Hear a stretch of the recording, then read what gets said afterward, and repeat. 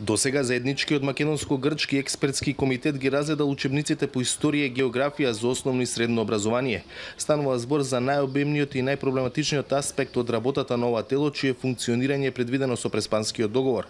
Еден од копредседавачите, Виктор Габер, денеска по викенд заседанието на комитетот информираше на кои се елементи во книгите треба да внимаваат двете страни, и македонската и грчката, за новите генерации да се едуцираат во духот на заедништво, а не поделби. Во учебниците треба да се избегнува третирање на другата страна, едната према другата, значи во двете насоки, она што представува анимозитет, она што представува непријатност за да се чуе и да се образуваат новите генерации.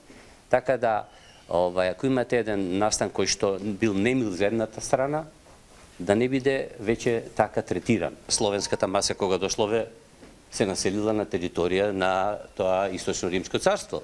И према тоа, ние сме живееле со тие луѓе, дали се помрстувале заради историските околности, народите лево или десно, тоа е сосем друга работа, но ние сме живееле сите заедно од разни, да кажеме, културни и социјални средини.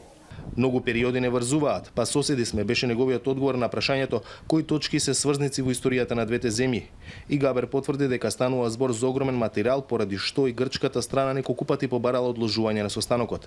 Идната сесија е закажана за средината на идниот месец во Атина. За Гласот на Америка, од Скопје, Владимир Мирчевски.